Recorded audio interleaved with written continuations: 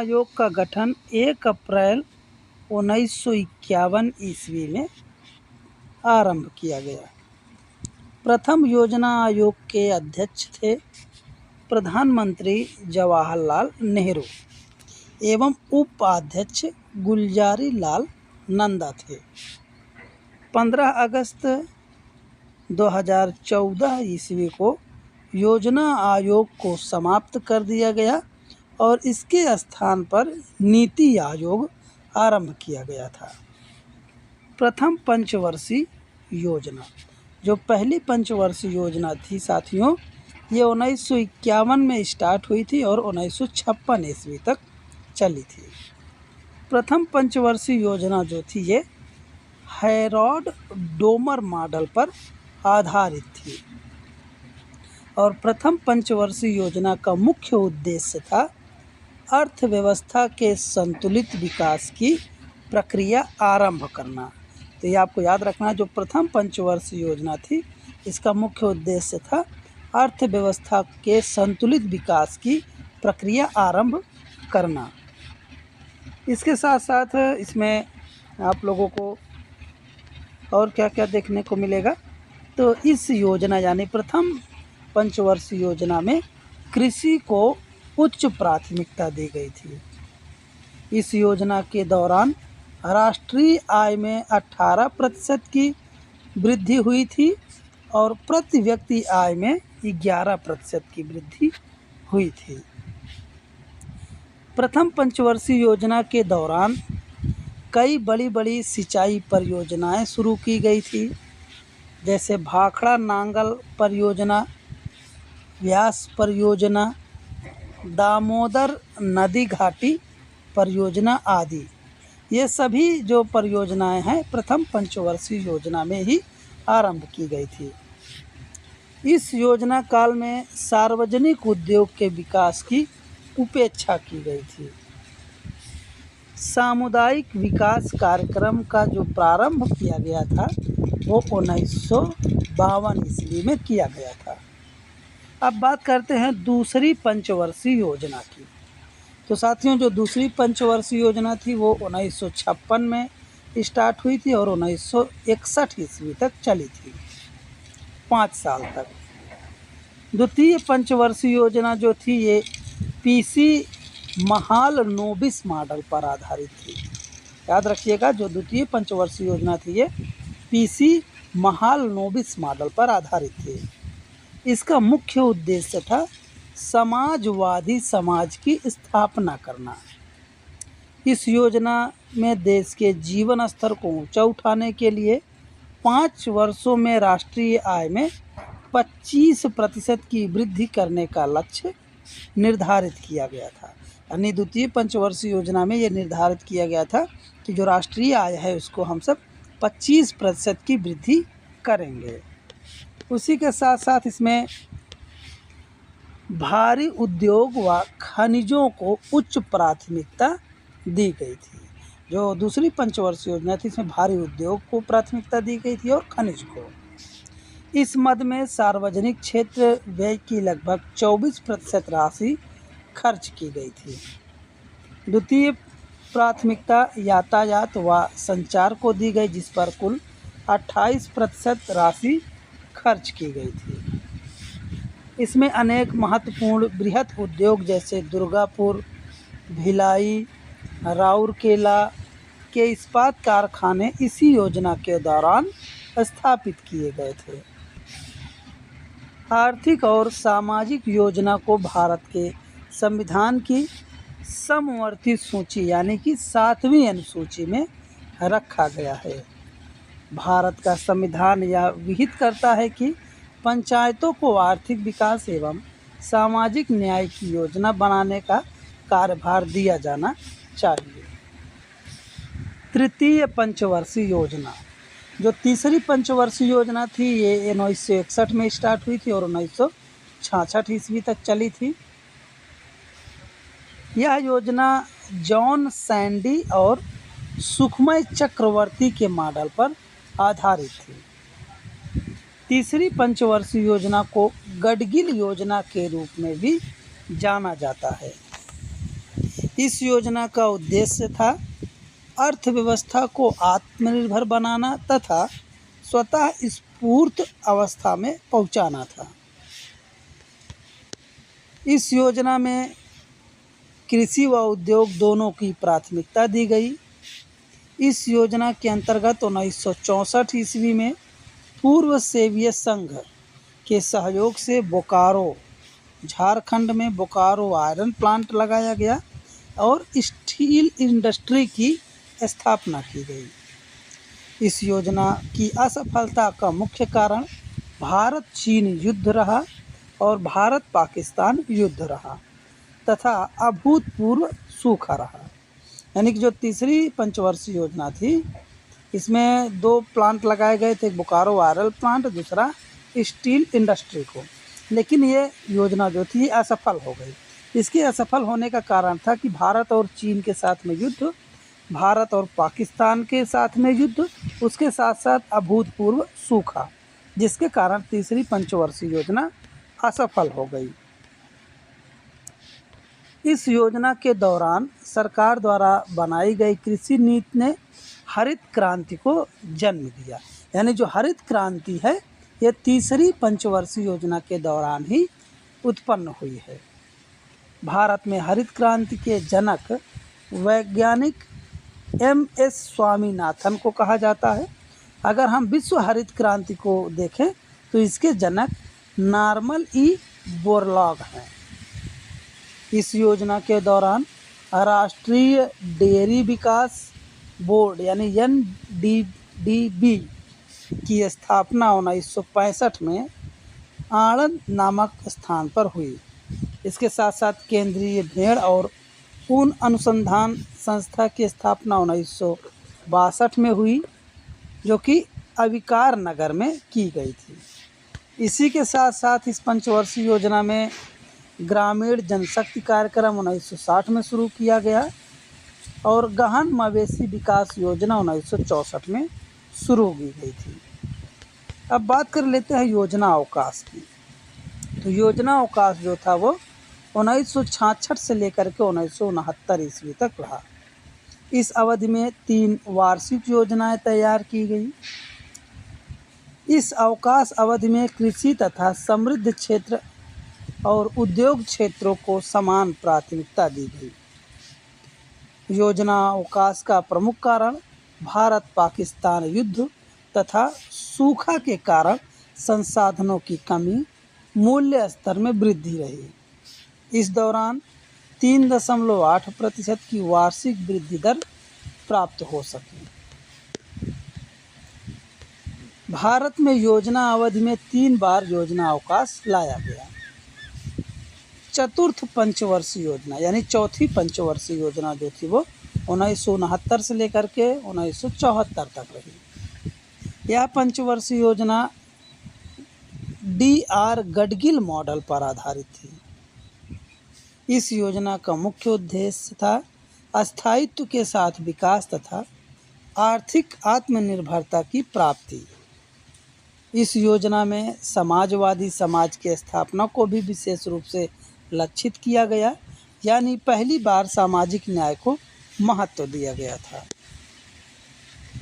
इस योजना में भारत की कृषि वृद्धि दर सर्वाधिक रही। यानी जो चौथी पंचवर्षीय योजना है, इसमें जो भारत की कृषि वृद्धि दर थी वो सबसे ज़्यादा रही। इस योजना की उच्च प्राथमिकता मुद्रास्फीति को नियंत्रित करने और आर्थिक स्थिति में स्थिरता लाने की थी। परिवार नियोजन कार्यक्रम भी इसी योजना में लागू किए गए। यानी जो परिवार नियोजन कार्यक्रम था वो चौथी पंचवर्षीय योजना में ही लागू किया गया था। इस योजना में क्षेत्रीय विषमता दूर करने के उद्देश्य के साथ ही विकास केंद्र उपागम की भी शुरुआत की गई। संसाधन आधारित कार्यक्रम, समस्या आधारित कार्यक्रम, लक्षित समूह उपागम, प्रोत्साहित दृष्टिकोण, इसी के साथ साथ व्यापक क्षेत्र उपागम आदि विकास केंद्र उपागम के घटक थे। विकास केंद्र उपागम का विशेष बल 5वीं योजना में दिया गया था। श्वेत क्रांति, जिसको हम ऑपरेशन फ्लड कहते हैं, ये भी चौथी पंचवर्षीय योजना के काल में ही प्रारंभ की गई थी। इसी के साथ साथ बैंकों का राष्ट्रीयकरण किया गया, राजाओं को मिलने वाली प्रतिवर्ष की समाप्ति की गई। हरित क्रांति के नतीजे भारत पाकिस्तान युद्ध इस योजना अवधि के दौरान हुई महत्वपूर्ण गतिविधियां थीं। इस योजना के दौरान एकाधिकार और प्रतिबंधात्मक व्यापार व्यवहार अधिनियम 1969 भी शुरू किया गया था। बफर स्टॉक की अवधारणा को चौथी पंचवर्षीय योजना के दौरान पेश किया गया था। 5 मिलियन टन खाद्यान्न के बफर स्टॉक की परिकल्पना की गई थी। इस योजना के दौरान ही 1971 ईस्वी में पहली बार गरीबी हटाओ का नारा पेश किया गया था। यह योजना अपने लक्ष्य को प्राप्त करने में असफल रही। इसकी विफलता का कारण मौसम की प्रतिकूलता तथा बांग्लादेशी शरणार्थियों का आगमन था। पांचवी पंचवर्षीय योजना 1974 से 1978 तक रही। इस योजना का मुख्य उद्देश्य था गरीबी उन्मूलन तथा आत्मनिर्भरता की प्राप्ति। यह योजना केवल 4 वर्ष की ही थी। योजना में अनेक आर्थिक स्थायित्व लाने को उच्च प्राथमिकता दी गई। इस योजना में 20 सूत्री कार्यक्रम की शुरुआत की गई। जो 20 सूत्री कार्यक्रम है वो भी पांचवी पंचवर्षीय योजना में ही लागू किया गया था। साथ साथ इस योजना में पहली बार गरीबी एवं बेरोजगारी पर ध्यान दिया गया। न्यूनतम आवश्यकता कार्यक्रम व काम के बदले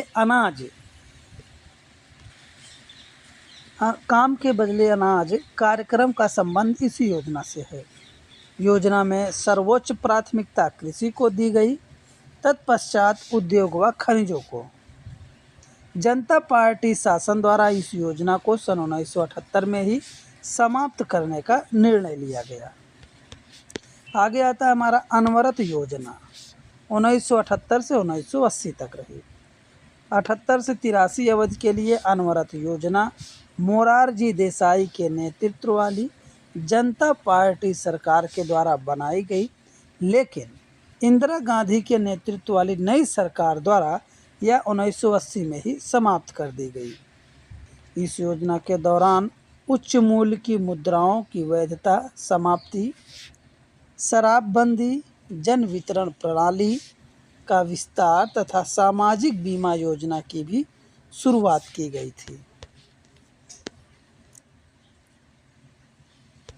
अनवरत योजना का प्रतिपादन गुन्नार मिर्डल द्वारा अपनी पुस्तक एशियन ड्रामा में किया गया था तथा इसे भारत में लागू करने का श्रेय जनता पार्टी की सरकार तथा डीटी लकड़वाला को जाता है। छठी पंचवर्षीय योजना 1980 से 1985 ईस्वी तक रही। इस योजना का मुख्य उद्देश्य गरीबी उन्मूलन और रोजगार में वृद्धि था। पहली बार गरीबी उन्मूलन पर विशेष जोर दिया गया। इस योजना के दौरान समन्वित ग्रामीण विकास कार्यक्रम महत्वपूर्ण कार्यक्रम शुरू किए गए थे। सातवीं पंचवर्षीय योजना 1985 से 1990 तक। इसका प्रमुख उद्देश्य था समग्र रूप से उत्पादकता को बढ़ाना तथा रोजगार के अधिक से अधिक अवसर जुटाना, साम्य एवं न्याय पर आधारित सामाजिक प्रणाली की स्थापना करना, सामाजिक एवं आर्थिक असमानताओं को प्रभावी रूप से कम करना तथा देशी तकनीकी विकास के लिए सुदृढ़ आधार तैयार करना। भोजन, काम और उत्पादन का नारा इसी योजना में दिया गया था। यानी जो सातवीं पंचवर्षीय योजना है इसमें भोजन, काम और उत्पादन का नारा दिया गया था। इस योजना में प्रति व्यक्ति आय में 3.6% प्रति वर्ष की दर से वृद्धि हुई। इस योजना में योजना परिव्यय की दृष्टि से पहली बार निजी क्षेत्र को सार्वजनिक क्षेत्र की तुलना में वरीयता दी गई थी। इस योजना के दौरान जवाहर रोजगार योजना 1989 में शुरू की गई थी। यानी जवाहर रोजगार योजना 1989 में 7वीं पंचवर्षीय योजना के दौरान शुरू की गई थी। इसी के साथ साथ ऑपरेशन ब्लैक बोर्ड की शुरुआत भी 7वीं पंचवर्षीय योजना में 1987 में शुरू की गई थी। राष्ट्रीय साक्षरता मिशन 1988 में शुरू किया गया था। सेबी की स्थापना 12 अप्रैल 1988 को एक कार्यकारी निकाय के रूप में हुई थी।